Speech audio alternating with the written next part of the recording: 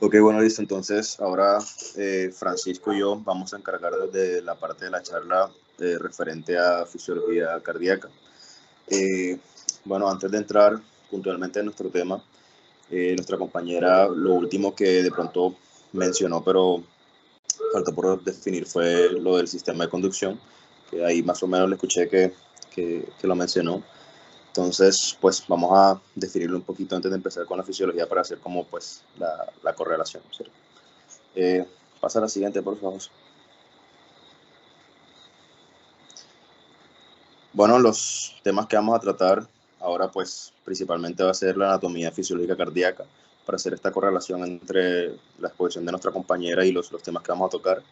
La fisiología del músculo cardíaco, los potenciales de acción del músculo cardíaco, la fuerza contráctil del corazón. Vamos a definir un poco lo que es la ley de Starling y más o menos cómo podemos aplicarla. Y por último, la fase del ciclo cardíaco. Pasa a la siguiente, por favor. Bueno, lo que les decía de la definición del sistema de conducción. Pero para empezar, pues tenemos que decir que el corazón es estimulado por los impulsos eléctricos que son generados por el músculo cardíaco, ¿cierto? El miocardio. Esta señal eléctrica se va a originar en el nódulo sinoauricular, que pues sabemos que está ubicado en la parte superior de la aurícula derecha. Este nódulo pues también se va a denominar como el marcapasos natural del corazón. Entonces los impulsos eléctricos de este marcapasos natural, como lo definimos, se van a propagar por las fibras musculares de las aurículas. Y pues consiguientemente los ventrículos estimulando su conjunta contracción. Entonces, aunque el nódulo sinusal o sinoauricular envía impulsos eléctricos a una velocidad determinada, la frecuencia cardíaca podría, digamos, variar según las demandas físicas o el nivel de estrés al que esté sometido la persona debido a factores hormonales. Entonces, un pequeño factor a tenerlo en cuenta. Bueno, hablando un poco de la fisiología del músculo cardíaco, tenemos que empezar diciendo que el corazón está formado por tres tipos principales de músculo cardíaco, ¿cierto? El músculo auricular, el músculo ventricular y las fibras musculares especializadas de excitación y de conducción. Entonces, el músculo auricular y ventricular se contrae de manera bastante similar a la contracción que vamos a ver en el músculo esquelético, excepto que la duración de la contracción de este músculo pues va a ser marcadamente mayor. Sin embargo, pues las fibras especializadas de excitación y de conducción se van a contraer, digamos, de una forma más débil, ya que contienen pocas fibrillas contráctiles. Pero en cambio esto presentan descargas eléctricas que son rítmicas, son automatizadas, sean en forma de potenciales de acción o conducción de los potenciales de acción a lo largo de toda la extensión del músculo cardíaco. Y esto pues va a formar de esta forma un sistema excitador que va a controlar, digamos, el ritmo cardíaco o pues el ritmo al que se va a contraer la fibra cardíaca. Entonces, hablando de lo que es la anatomía fisiológica del músculo cardíaco, empezamos diciendo que el músculo cardíaco presenta fibras musculares cardíacas que están dispuestas en retículo, de modo pues que estas fibras se van a dividir y se van a volver a combinar y se van a volver a separar de nuevo. Entonces, el músculo cardíaco es estriado al igual que el músculo esquelético, como lo había mencionado anteriormente. Y además de esto, pues el músculo cardíaco tiene las miofibrillas típicas que contienen filamentos de actina y de miocina, que son casi idénticos a los que vamos a encontrar en el músculo esquelético. Entonces, estos filamentos están unos al lado de otros y se van a deslizar entre sí durante la contracción, de la misma manera que ocurre en el músculo esquelético. En otros aspectos, pues el músculo cardíaco es bastante diferente del músculo esquelético, como lo vamos a definir posteriormente. Pasa a la siguiente, por favor.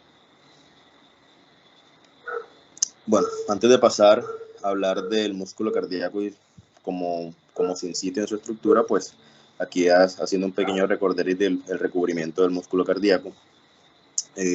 Tenemos que está recubierto histológicamente por dos capas que son el pericardio, que está dividido en pericardio parietal y pericardio visceral, y recordando un poco que durante la contracción cardíaca, el pericardio visceral, que está más próximo o más relacionado con el músculo cardíaco, secreta constantemente un líquido que va a hacer las veces las funciones de más o menos lubricar entre el músculo cardíaco y la estructura del pericardio, digamos así, para reducir la fricción y reducir las posibilidades de lesión.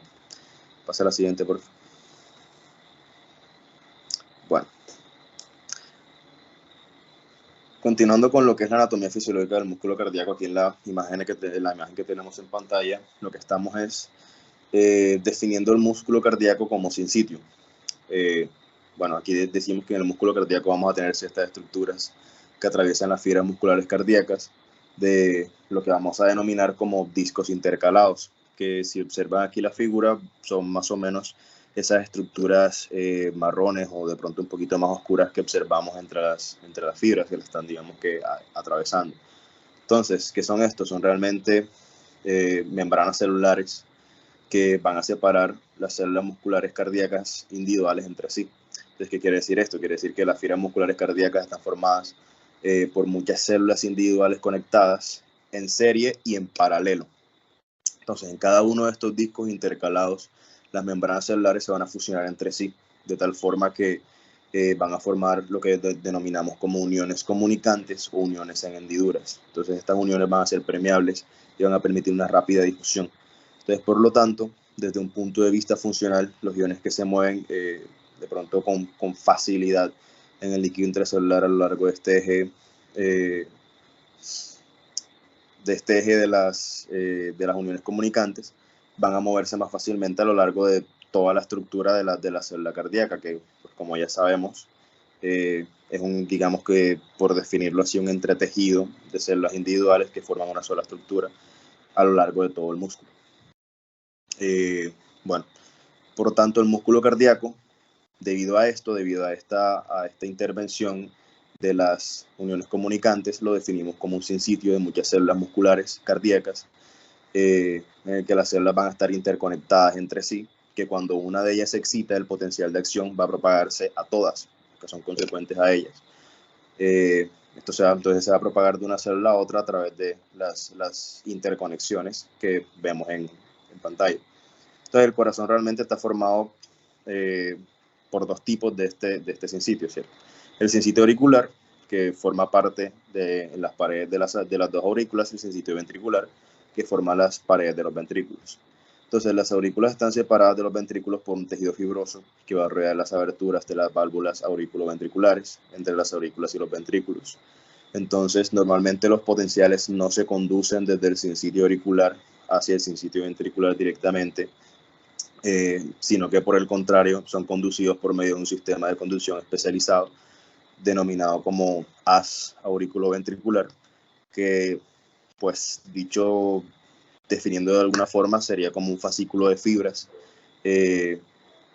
digamos, de conducción, que tienen varios milímetros de diámetro, son observables.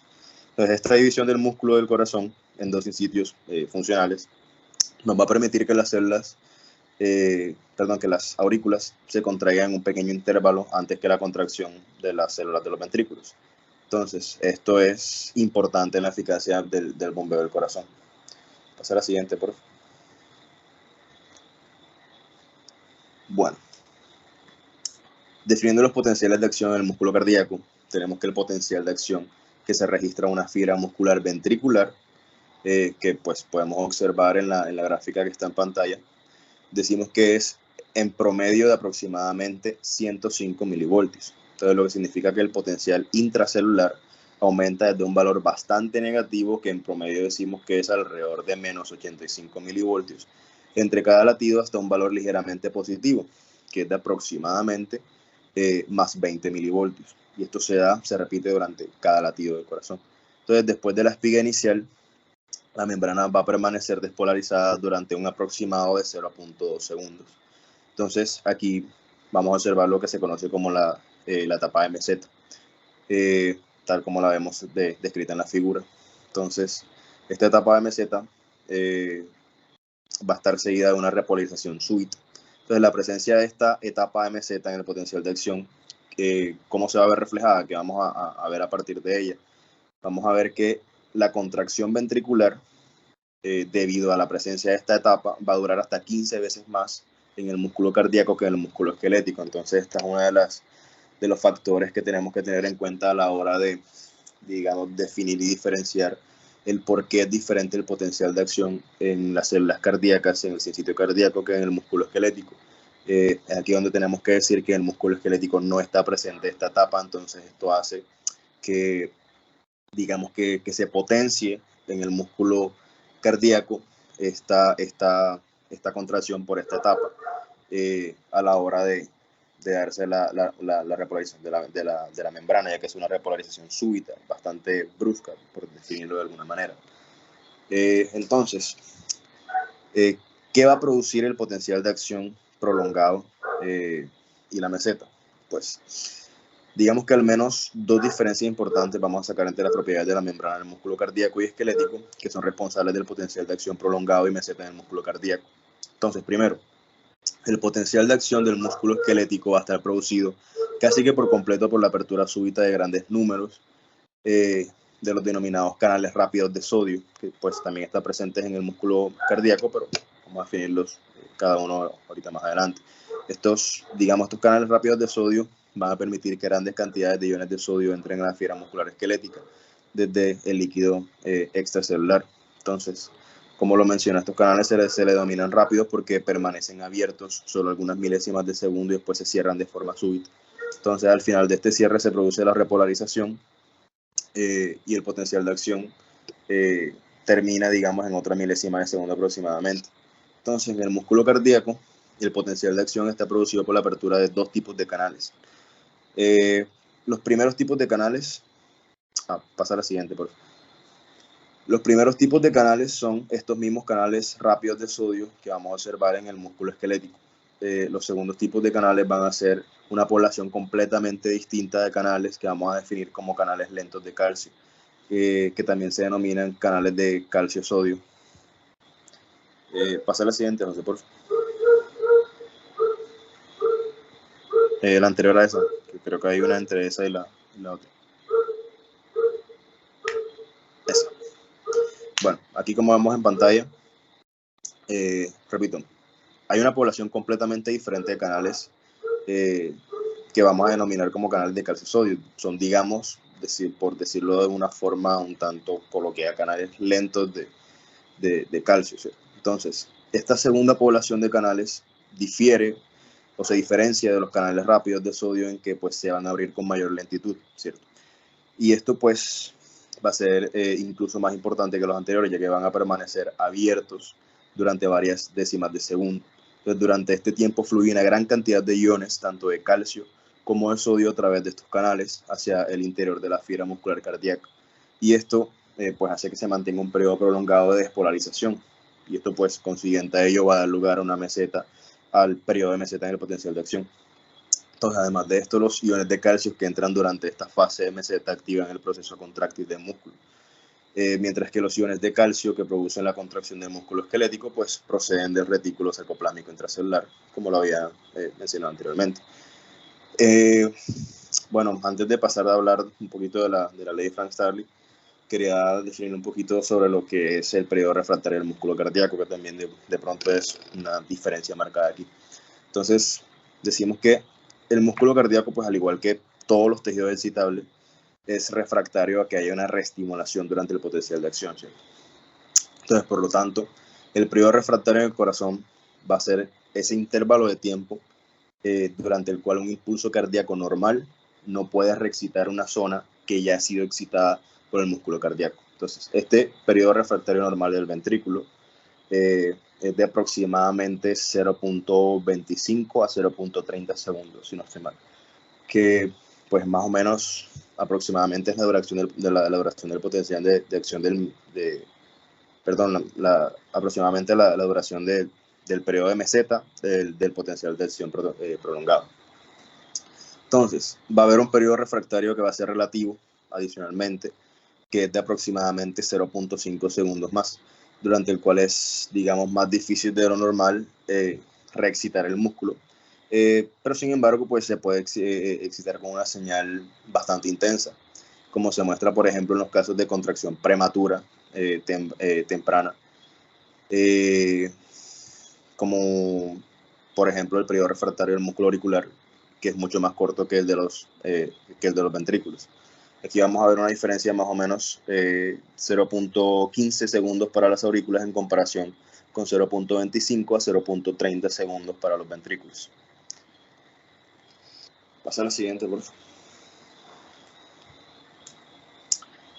Bueno, antes de hablar puntualmente de las leyes de Frank Starling, vamos a definir lo que es el ciclo cardíaco, que de pronto de la parte fisiológica aplicada tenemos que tener bastante claro y bastante en cuenta a la hora de, pues, de hacer cualquier tipo de evaluación, de exploración o de anamnesis cuando estamos frente a cualquier tipo de paciente cardíaco,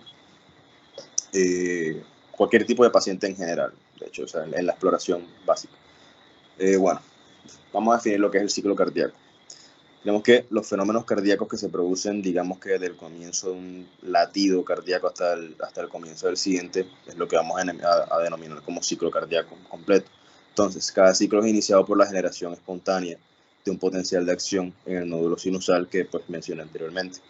Entonces, este nódulo, pues, para definirlo, está localizado en la pared superolateral de la aurícula derecha. Está cerca del orificio de la vena cava superior. Y el potencial de acción va a viajar desde aquí rápidamente por ambas aurículas y después a través de las auriculoventricular hacia cada uno de los ventrículos.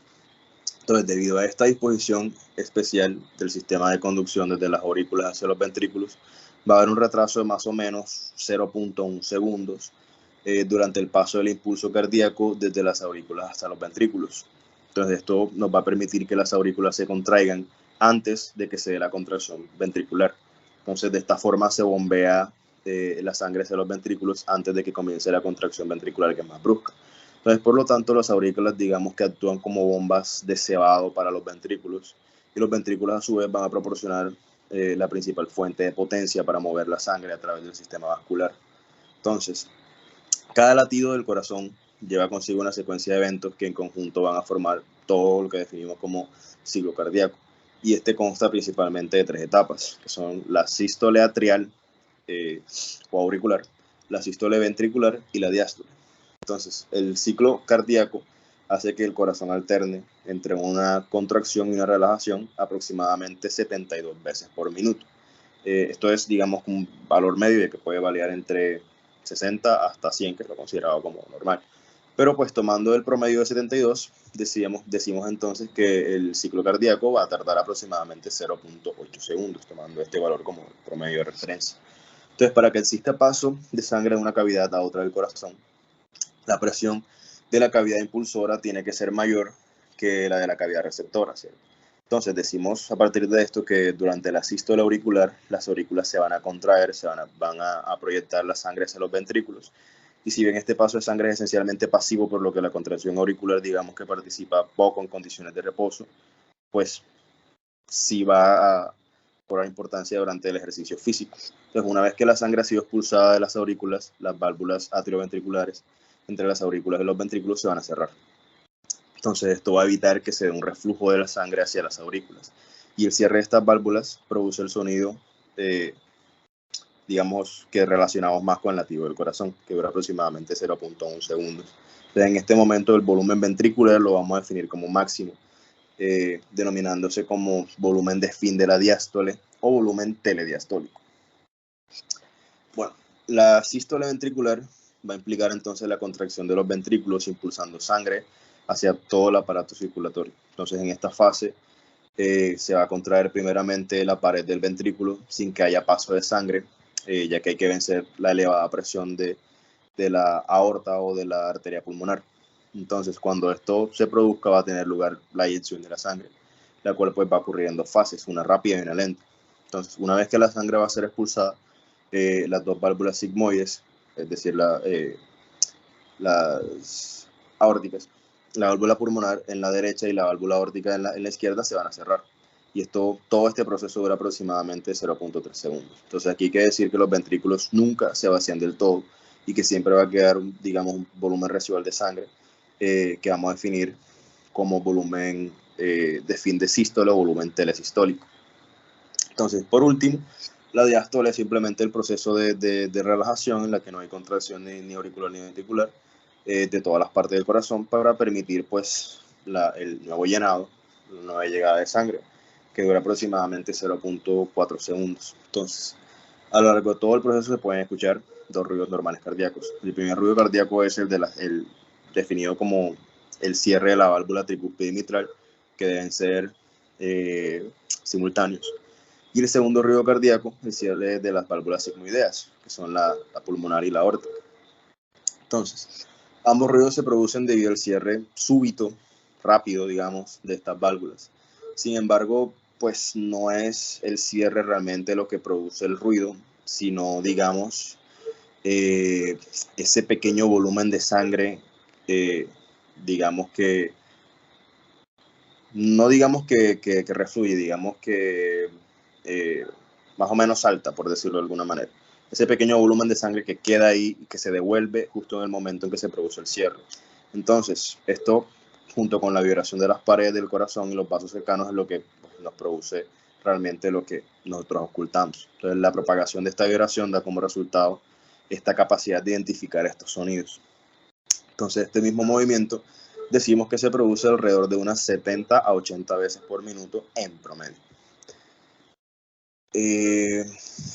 Bueno, otro es que si se observa el tiempo de contracción y de relajación, vamos a ver que los atrios están en reposo aproximadamente 0.7 segundos y los ventrículos aproximadamente 0.5 segundos. Entonces esto nos quiere decir que el corazón pasa más tiempo en reposo que en trabajo. De aquí pues que la fase sistólica sea ligeramente más corta que la diastólica, ¿sí? Entonces en la fisiología del corazón pues también cabe destacar que sus células se despolarizan por sí mismas, dando lugar a un potencial de acción y que pues resulta en la contracción del músculo cardíaco, como ya lo definimos anteriormente. Bueno, refiriéndonos ya, entendiendo cómo se da todo este proceso, vamos a definir un poquito de la ley de Frank-Starling, que en cardiología pues la vamos a definir como la ley que establece o el mecanismo que establece que el corazón posee una capacidad intrínseca de responder a volúmenes crecientes de flujo sanguíneo. ¿Esto qué quiere decir? Básicamente y en resumen quiere decir que cuanto más se llena de sangre un ventrículo durante el proceso de la diástole, mayor va a ser el volumen de sangre que va a expulsar el corazón durante la contracción sistólica después de la etapa de llenado del corazón. Entonces esto va a significar que la fuerza de contracción va a aumentar a medida que el corazón es llenado con mayor volumen de sangre. Y pues esto es consecuencia del efecto que tiene el incremento de carga sobre la fibra muscular cardíaca. Entonces, este aumento de la carga en el ventrículo, ¿qué va a hacer? Va a estirar el miocardio. Y la fuerza generada por cada fibra muscular es proporcional a la longitud inicial del sarcómero, que es lo que conocemos en fisiología como la precarga cardíaca. Entonces, el estiramiento de cada fibra individual del corazón se relaciona con el volumen diastólico final del ventrículo. Entonces, en el corazón humano la fuerza máxima es generada con una longitud inicial del sarcómero que decimos que es de alrededor de 2.2 micrómetros. Entonces, esta longitud de manera fisiológica en condiciones normales rara vez la vamos a encontrar excedidas. Y decimos que si esta longitud inicial del sarcómero es mayor o menor que la medida óptima, la fuerza del músculo va a ser menor, debido, por ejemplo, a una sobreposición de los filamentos delgados y gruesos en el caso de que la longitud se extienda o sea mayor, y va a pasar lo contrario en el caso de que sea menor, donde vamos a ver una excesiva sobreposición de los filamentos. Esto digamos que puede verse de forma más marcada, más drástica, en el caso de una contracción ventricular prematura, que esto pues va a causar un vaciado, digamos, prematuro del ventrículo izquierdo hacia la aorta, debido a que, digamos que la siguiente contracción ventricular vendrá a su tiempo correspondiente y pues el tiempo de llenado va a ser ahora mayor. Bueno, digamos que de una forma resumida, porque sé que de pronto el concepto de la ley de Frank-Starling es bastante extenso. En resumen, lo que quiere decir es que mientras más volumen sea depositado en digamos que en las cavidades ventriculares, más va a ser el volumen eyectado. Hay ciertas patologías cardíacas donde vamos a encontrar alterado este equilibrio dado por la ley de Frank-Starling, donde vamos a observar que el volumen de llenado generalmente tiende a superar el volumen de eyectado, como en cual, por ejemplo, para llevarlo a un ejemplo de la cotidianidad para que de pronto sea un poco más fácil asociar y entender esto. Cuando nosotros vemos pacientes, por ejemplo, con falla cardíaca, muchas veces vemos que las etapas más tardías, más avanzadas de la falla cardíaca, vemos que los pacientes presentan sintomatología obstructiva. Esto es traducido desde acá a la fisiología como una alteración en el equilibrio dado por la ley de Frank-Starling. Los pacientes, cuando ya presentan sintomatología obstructiva, quiere decir que básicamente las cavidades de su corazón están recibiendo un mayor volumen sanguíneo del que realmente pueden eyectar. Entonces, esto va a hacer que se genere esa sensación y esa sintomatología de obstrucción. O sea, básicamente está obstruido el corazón del paso. Bueno, aquí junto con esto tenemos que definir también lo que sería la fracción de eyección y cuál sería el valor normal. Entonces, la fracción de eyección, que comúnmente vamos a ver en los estudios como la FEBI, es la medida, digamos, más importante del funcionamiento cardíaco en la práctica, ¿cierto? Entonces, este valor, que lo vamos a expresar en porcentajes, que mide la disminución del volumen del ventrículo izquierdo del corazón durante la sístole con respecto a la diástole. Por lo que decimos que una fracción de eyección del 50% significa que el corazón, al contraerse, reduce el volumen de su ventrículo izquierdo a la mitad con respecto a su posición relajada. Entonces, para hablar de valores normales, decimos que una fracción de eyección normal va a ser de aproximadamente del 50 al 75%, según la American Heart Association, y una fracción de eyección límite puede oscilar entre el 45 y el 50%. Ya listo, pasó.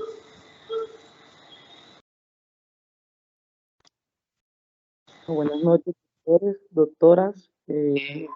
Quienes habla es Francisco González. Pues la temática que resta, pues trataré de hablarla en el menor tiempo posible, en lo que se pueda. Sabemos que es un tema extenso, pero tratar de hacerlo como un poco más para terminar y no alargarnos tanto en la noche. Antes de eso, creo que hay algo igual de importante que esta charla, y es felicitar a Nina, que se atrevió, estando en básica, a editarnos la charla, y pues sí quería apartar el espacio para felicitarla. Creo que tiene la misma importancia que esta charla. Y bueno, sin más preámbulo, comencemos. Para hablar de la circulación, yo creo que tenemos que tener una visión general de esta antes de entrar y saber en qué consiste ella. Pues la función de la circulación pues consiste en tres, digamos, básicas o tres locales que nos van a dar una general. ¿Cuáles son estas? Pues lo que conocemos, el transporte de nutrientes pues hacia los tejidos, la eliminación de los desechos y el transporte de hormonas. Pero en general pues todo esto se hace con el único fin de generar el entorno apropiado en todos los líquidos tisulares para que el organismo estén en un ambiente de supervivencia y que tenga la funcionalidad óptima para brindarle a las células. Otro tema que tenemos que tener en cuenta para hablar de circulación es la velocidad de flujo sanguíneo. La velocidad de flujo sanguíneo, que está aquella o es aquella que se va a controlar principalmente ante la respuesta o ante la necesidad, sí, la respuesta que da el cuerpo ante las necesidades de nutrientes que desea el organismo, y en algunos casos especiales, por ejemplo, el riñón, que aunque necesita cierta proporción, vemos de que la circulación le entrega más de lo que ella necesita para que sus células funcionen, pues le entrega más porque lleva consigo las células de desechos y para que el riñón pueda cumplir su función excretora. La siguiente.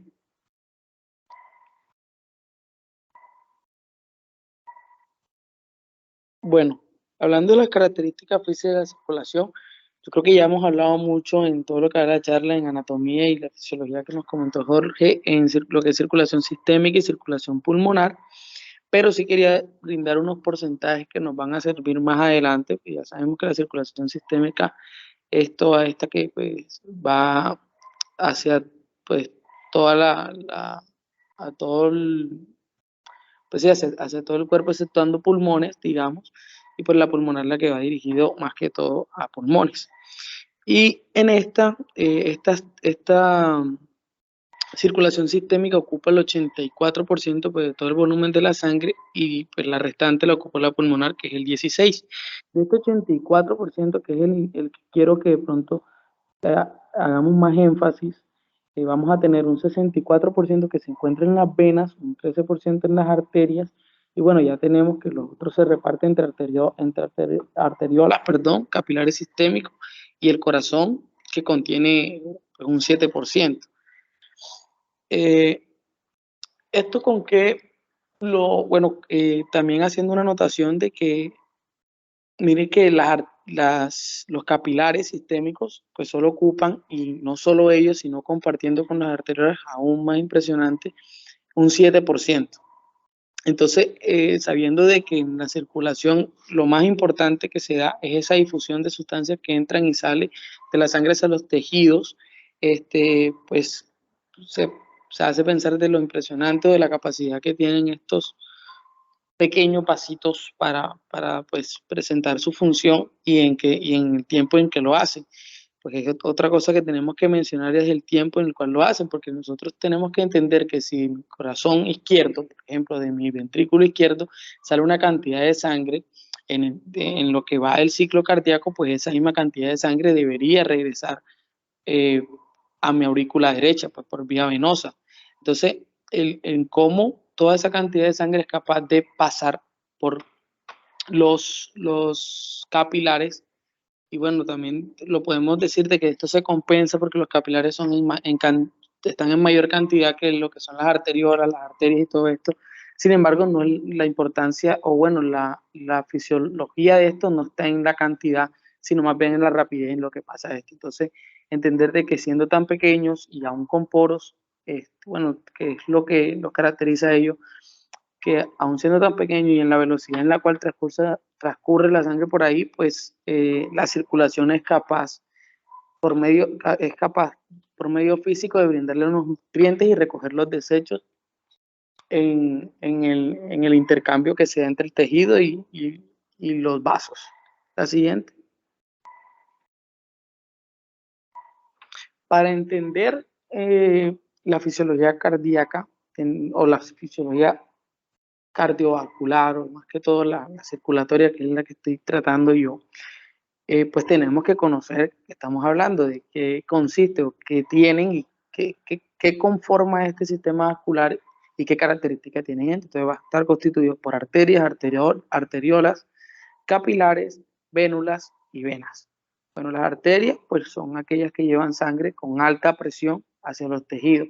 Es decir, transportan con alta presión. ¿Cómo deben ser las arterias? Deben ser vasos con paredes gruesas, fuertes y su flujo tiene que ser con una de velocidad alta.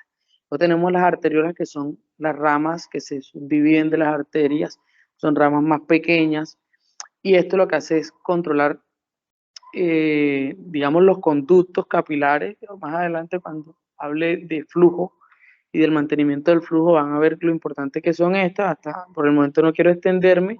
Los capilares, pues que ya dije que realizaban, que cumplían el rol de recibir o hacer el intercambio de líquidos, nutrientes, electrolitos, hormonas, bueno, entre otras sustancias, entre la sangre y el líquido intersticial. Y por esto, pues las paredes de ellos son finas y tienen poros capilares diminutos, que es por donde se da el intercambio. Luego tenemos las vénulas, que lo que hacen es recoger esa sangre de los capilares y se van reuniendo gradualmente a medida que van avanzando con el fin de formar las venas, y que son aquellas que puedan funcionar como conductos que van a transportar la sangre desde las vénulas hasta el corazón. Tienen otras funciones que igual no las hablaré por el momento porque pues la mencionaré más adelante en un apartado que tengo sobre sistema venoso. La siguiente. Bueno, con respecto a los principios básicos de la función circulatoria, vamos a tener tres principios básicos. Primero es el flujo sanguíneo. El flujo sanguíneo, como lo mencioné, está mediado por la necesidad que necesiten los órganos, la necesidad tisular que necesiten ellos de flujo. Está controlado por esto, claro, tiene otras acciones hormonales, humorales, que bueno, sí, es cierto, pero está controlado más que todo por esto.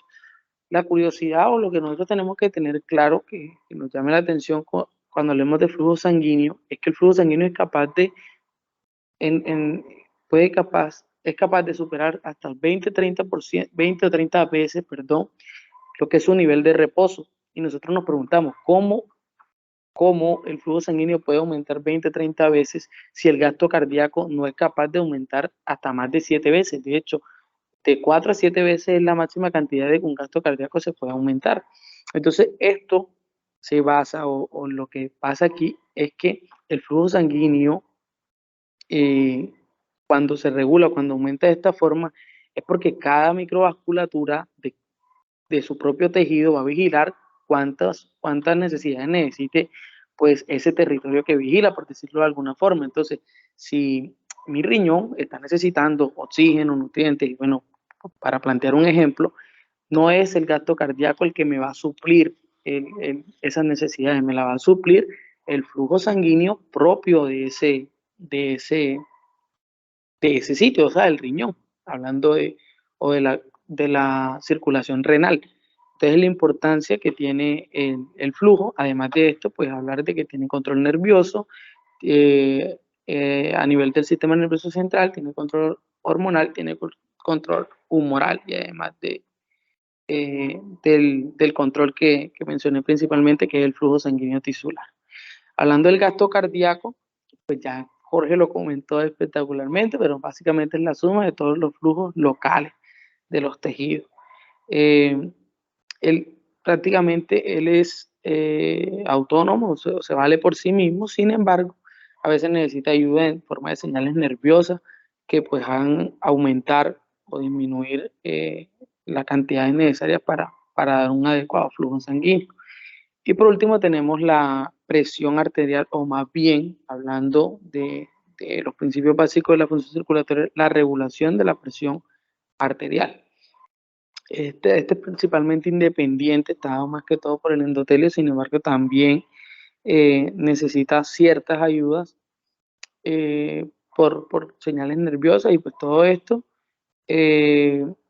¿Y cuáles ayudas pueden ser por esto? Vamos a plantear un ejemplo. Por ejemplo, yo tengo una presión arterial media pongamos un aproximado de 110 milímetros de mercurio en presión.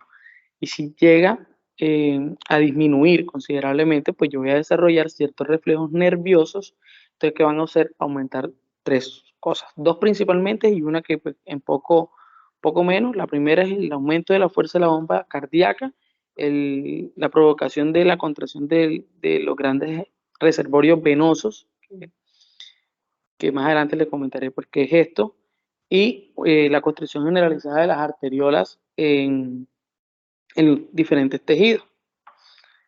Entonces, teniendo estos tres principios de base, estos tres principios básicos, vamos a hacer, pues, reduciendo todo esto, vamos a decir de que la circulación, o más bien los tejidos, van a hacer que la circulación atienda específicamente las necesidades de cada uno de ellos.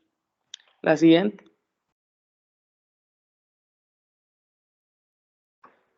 Bueno, con respecto a las interrelaciones, esto no es un sistema separado, porque yo estuve por acá, por allá y por allá, no. Entre ellos, pues, actúan entre sí.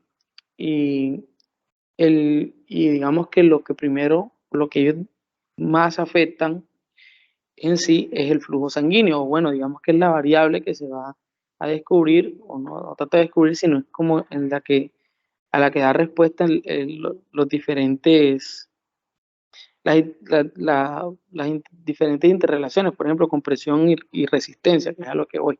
Entonces, el flujo sanguíneo pues, va a estar dividido en dos factores, o va a estar determinado por dos factores, que es la diferencia entre las dos presiones que encontramos en los vasos, como está referenciado en la imagen, que eso se conoce como gradiente de presión, y también estará dada por los impedimentos a que pase el flujo sanguíneo durante el vaso, que es lo que conocemos como resistencia vascular. ¿Ya? Entonces,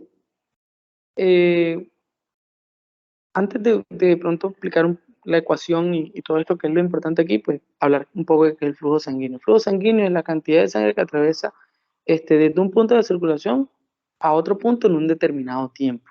¿Ya? Y tener en cuenta de que el flujo sanguíneo global de una persona adulta en reposo es de 5.000 milímetros por minuto. Y esto lo podemos medir de qué forma, en la práctica, bueno, que no sea tan de práctica clínica, o de pronto uno sí lo medimos bastante en práctica clínica, que es el Doppler, que lo hacemos por ultrasónico, bueno, utilizamos el Doppler, y el otro que es un flujómetro electromagnético que muy poco se utiliza. También tenemos, para definir presión sanguínea, esta se mide directamente, la única forma de medir, bueno, para definirla es la presión aquella que ejerza el flujo sanguíneo a los vasos, como definición general, y pues esta se mide por traductores de presiones eléctricas, pero no es algo que se utilice cotidianamente, sí lo podemos hacer pues de la manera que lo hacemos prácticamente en nuestra vida diaria, que es con el tensiómetro y ayudándonos con un fonendoscopio. Y por último, la resistencia al flujo sanguíneo, que es el impedimento de que el flujo transcurra por el vaso. Y esto no se puede medir por medios directos. Entonces, esto se va a sacar por la fórmula que tengamos. La fórmula que tenemos aquí de pronto va a recordar nuestro colegio, y es la denominada ley de Ohm, donde F es el flujo sanguíneo, variación de P, que es la diferencia de presiones entre dos, por ejemplo, P1 y P2, y la R, que viene a darnos lo que es la resistencia. La siguiente.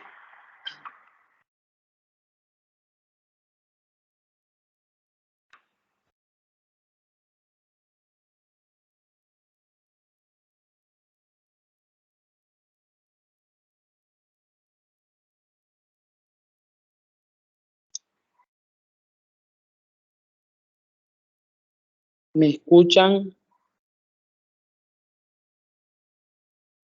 Sí, sí, te escucho. La siguiente, Jorge.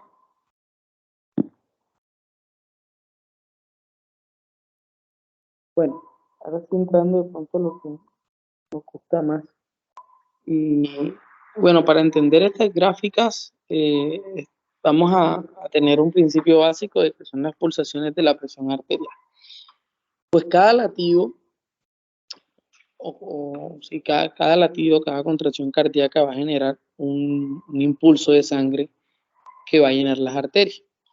Y gracias a algo que se conoce como distensibilidad, que pues tiene mucha mayor, es propio de las venas, pero las arterias tienen determinada distensibilidad, es importante porque sin esta distensibilidad,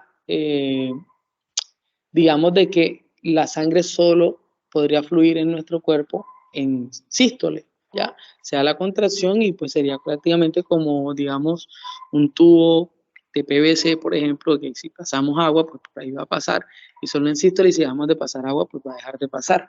Pues no, en el corazón o en el sistema vascular, las arterias tienen una distensibilidad, la cual le permite que cuando se haga la contracción, pues salga con mayor fuerza. Sin embargo, aún en diástole, esto eh, va a seguir, va a seguir fluyendo la sangre, pues porque hay un determinado flujo que se conoce como flujo de pulso, y este flujo de pulso va a estar dado por la resta de la presión en sístole y la presión en diástole. Esto lo explica la primera gráfica que tenemos a mano izquierda, y bueno, estaba por esto. Sin embargo, le digo que lo chévere acá, o lo importante, que lastimosamente se entiende mejor en patologías que fisiológicamente, o pues en lo normal. Por ejemplo, si nosotros tenemos una estenosis aórtica, pues vamos a saber de que el orificio o bueno, la apertura de la válvula, una estenosis aórtica, apoyándonos aquí en la gráfica, tenemos de que la apertura de la válvula aórtica es menor. Entonces, el flujo sanguíneo que va a salir por la válvula, pues va a ser menor. Entonces, vemos que en estenosis aórtica, pues la presión simplemente sale disminuida, y no se mantiene en todo el mecanismo vascular o el mecanismo arterial, pues por esto. Otra forma de entenderlo, por ejemplo, es la persistencia del conducto arterial.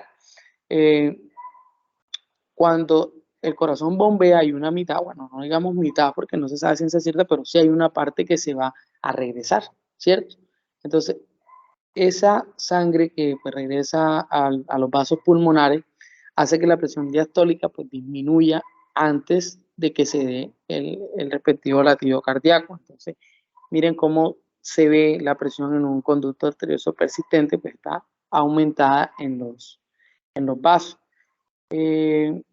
Otro caso de que podemos hablar es la insuficiencia aórtica. Entonces, como la válvula no se cierra por completo, en cada latido cardíaco va a salir todo aquel impulso que salga por el ventrículo izquierdo, o bueno, no todo aquí, ¿cómo explicarlo de una mejor manera? O sea, cuando se presente los impulsos cardíacos, dos impulsos cardíacos que estamos viendo allí, no va a haber una resistencia ante ellos porque no hay un cierre completo. Entonces, todo sístole está enviando toda la fuerza, pues, prácticamente está enviando toda la fuerza hacia esa válvula aórtica que no genera resistencia. Y el ejemplo pues, más clásico de saberlo es la arteriosclerosis, que por eso cuando vemos a nuestro paciente y medimos presión, paciente con arteriosclerosis tiene la presión alta, pues la resistencia aumenta por las propiedades que tienen las arterias en ese instante. La siguiente. Bueno, la transmisión de los pulsos de presión. Yo pensaba toda mi vida de que cuando un corazón se contrae no hay nada que detenga a ese flujo que sale allí. Y si bien es cierto, si es así, pues si hay una resistencia que se da por inercia al comienzo cuando sale la sangre por la aorta. Sin embargo, esa resistencia es vencida. ¿Por qué es vencida? Por este mecanismo, porque es flujo tras flujo. Digamos que es la forma más clara de entenderla. Primero sale un flujo dirigido hacia la aorta, pero capaz es vencido por la inercia que da la aorta en ese momento. Pero una vez viene el otro flujo y viene la otra flecha, que están indicadas que vienen dando esa onda, vencen esa inercia que da la aorta y pues da el flujo que nosotros conocemos. Ese flujo, como cada vez va aumentando, pues sale de la aorta disparado. Y si saliera de esa misma forma hacia el resto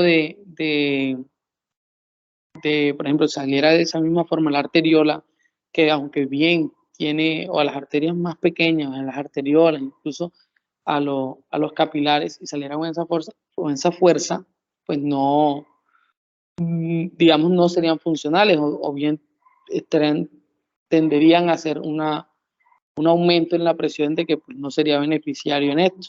Hay algo que se conoce como amortiguamiento de los pulsos de presión. Estos amortiguamientos, pues, básicamente están dados, sí, tienen un mecanismo bastante complejo, pero básicamente se van a dar por dos razones. La primera es la resistencia que va a hacer el paso hacia el movimiento de la sangre. A medida que vaya avanzando, se va a ir ejerciendo una resistencia. Entonces, si de pronto en lo que transcurrió en los primeros 4 segundos una resistencia, pues ya disminuyó ese movimiento y en los siguientes 4 segundos la reducción se va a dar sobre sobre ese resultante que quedó y no sobre el primero que queda. Esa es la primera característica para el amortiguamiento de los pulsos de presión. Y la segunda, pues, está dada por la capacitancia de los vasos. Entonces, todo esto que regula los vasos o la capacidad hasta de distenderse para regular esta parte. La siguiente. Bueno, el sistema venoso. Las venas, pues nosotros todos lo conocemos o siempre pensamos de que la vena, la única acción que tiene es regresar el flujo que salió de nuestro ventrículo izquierdo y recorrió todo el organismo y vino desoxigenada y enviarla al corazón para que pues, la envíe a pulmón. Y pues no, pues tiene diferentes funciones. Entonces, por ejemplo, de las más importantes es el almacenamiento. Son unos grandes reservorios, de hecho son los primeros en pues en todo el organismo, son los primeros en hacer digamos, este mecanismo de ser tan buenos haciendo las veces de reservorio. Y entonces tenemos que entender a las venas que no solamente son esas recogedoras de basura, digámoslo de alguna forma, sino que son capaces de recoger o de mantener en ellas tal cantidad de sangre para cuando suframos un sangrado, pues poder regresar la vía sistémica y recomponer eso, por ejemplo. Entonces, ante eso, pues tenemos dos términos que tenemos que entender bien, que son la presión venosa central y la presión venosa periférica. Primero voy a hablar sobre lo que es la presión venosa central. Es la misma presión auricular derecha, ¿cierto? Entonces, lo vamos a entender de esa forma. Entonces, si la presión venosa central es la misma que la presión auricular derecha, nos tenemos que pensar, preguntarnos, qué le dicta o qué nos da la presión en la aurícula derecha? La presión en la aurícula derecha está dada por dos razones. La primera es el regreso, bueno, la primera nace en ella, que va a ser la capacidad que tenga la aurícula derecha de brindarle sangre al ventrículo derecho. Y la segunda es la capacidad del ventrículo derecho de bombear la sangre que la aurícula derecha le está brindando. Pues además de esto, van a tener dos mecanismos, aparte del propio corazón, que nos van a aumentar o nos pueden disminuir esa presión, más que todo aumentar esa presión venosa central, y pues es el aumento del volumen sanguíneo, el aumento de los tonos vasculares, más que todos los tonos grandes vasculares, y la dilatación de las arteriolas. Entonces, la importancia que tiene cuando aumenta el nivel de las arteriolas, aumenta en proporción hasta 4 veces el radio por 4 y entonces lo que permite de que se dé un aumento a nivel de recolección de sangre por las vénulas y luego esto vaya a venas y tenga el mismo mecanismo que mencionaba como primero, que es el aumento del volumen sanguíneo. La presión venosa central o la presión auricular derecha normal son 0 milímetros de mercurio. Sin embargo, puede aumentar hasta 20 o 30 milímetros de mercurio. ¿Dónde podemos tener esto? En caso de insuficiencia cardíaca grave. O dónde podemos tener esto hablando del aumento del volumen sanguíneo. Cuando recibamos una transfusión sanguínea muy grande, pues lo normal es que el aumento de la presión venosa central aumente, ¿cierto? Y podemos tener unos límites inferiores en las presiones auriculares derecha que van a ser de menos 3 a menos 5 milímetros de mercurio, y que es parecida a lo que es la presión de la cavidad torácica normal, que es la que rodea el corazón. Bueno, y hablando de la presión venosa periférica, y quiero hablar un poquito también de la resistencia venosa periférica de ella, que ¿por qué hablo de presión y resistencia al mismo tiempo? Porque es que las venas no ofrecen mayor resistencia. Realmente las resistencias de ellas están dadas cuando colapsan, y cuando colapsan casi siempre están dadas es por posiciones que nosotros hagamos con nuestro cuerpo, pero del resto muy poco cambia la presión venosa periférica, por eso no se tiene tan en cuenta como si se tiene en cuenta la presión venosa central. O bueno, si vamos a tener en cuenta la presión venosa periférica cuando tengamos algunas patologías, pues ya lo dimos en la charla anterior y entonces no, digamos que no, el tiempo no nos deja repetir eso. Lo siguiente.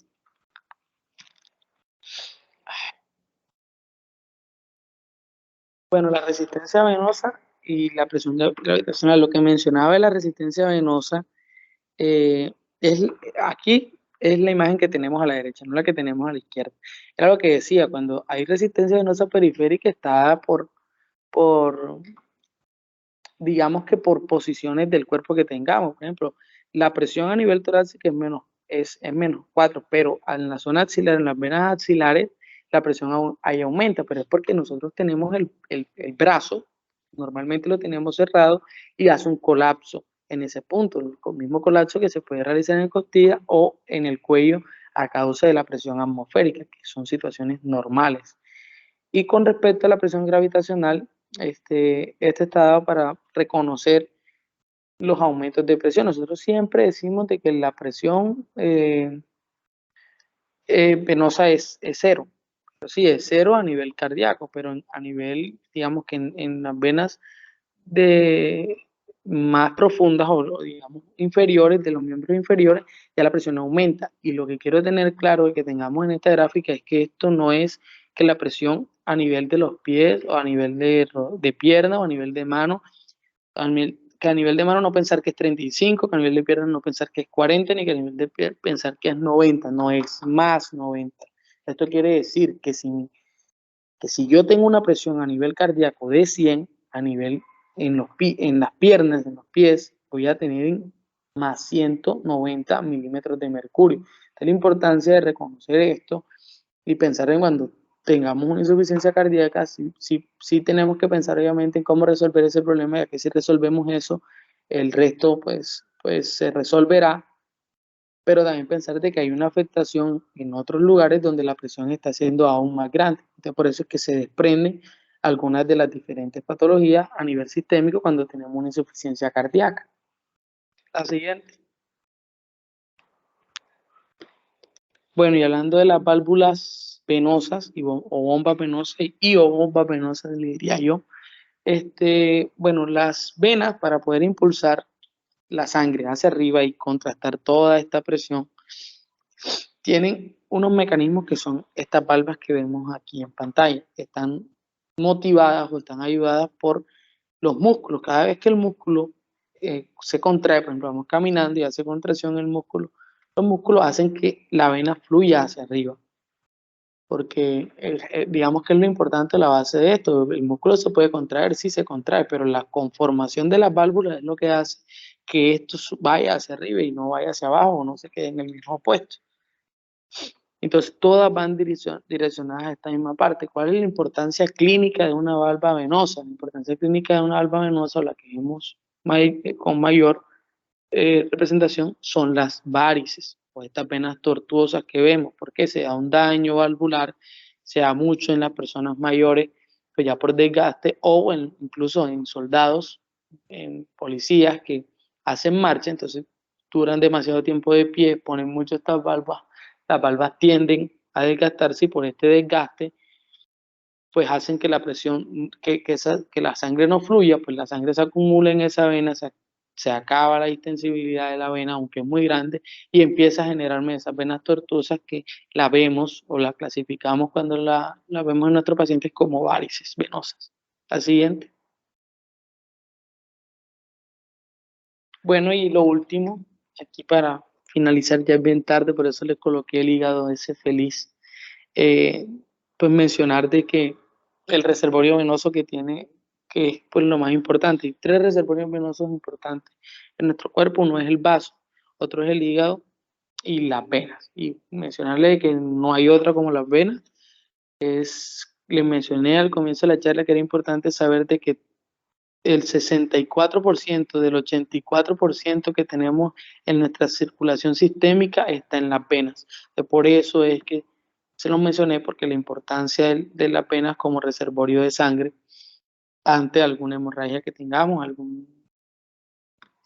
sí, digamos que sea alguna hemorragia que tengamos y las respuestas que tienen estas para enviarle al corazón y que se dé una mejor respuesta. Y bueno, el vaso también tiene gran importancia como reservorio y el hígado también tiene una gran importancia, pero en el orden, venas, vaso, hígado. Listo. La siguiente. Bueno, muchas gracias a los que se quedaron y a los que estuvieron. Sé que fue una charla larga, la verdad yo desde un comienzo sabía que iba a ser muy extensa, pues por todo lo que trae. Sin embargo, uno trata de traer pues lo más importante a la charla porque esto es un tema muy largo. Yo recuerdo que cuando estudié fisiología, esto eran más de 12 capítulos, si mal no recuerdo. Sin embargo, pues tratar de traer lo más relevante y lo que tiene alguna importancia clínica. Vi que Olga levantó la mano, entonces quiero escucharla.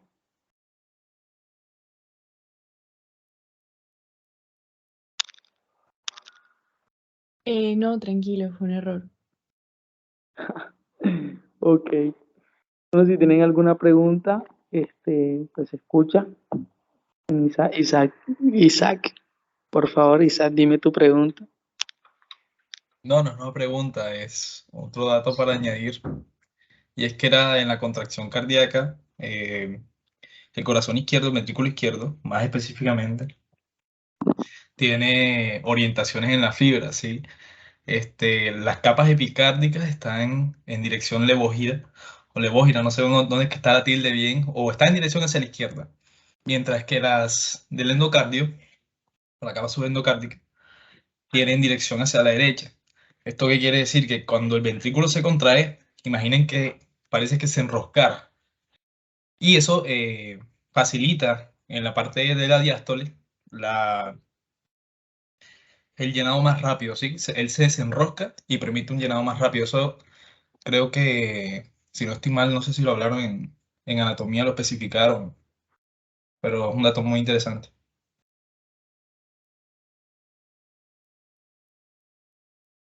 Gracias, doctor. Totalmente un excelente dato de nuestro doctor y colega Isaac Martínez.